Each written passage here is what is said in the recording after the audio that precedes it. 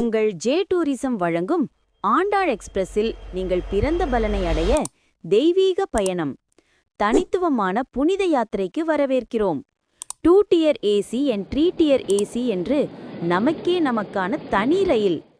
December 24 காலை 9 மணிக்கு Chennai central ரயில் நிலையத்தில் இருந்து புறப்படும் இந்த யாத்திரை டிசம்பர் 30 காலை 9 மணி வரை ஆன்மீகம், அமைதி மற்றும் அனுபவம் நிறைந்ததாக இருக்கும்.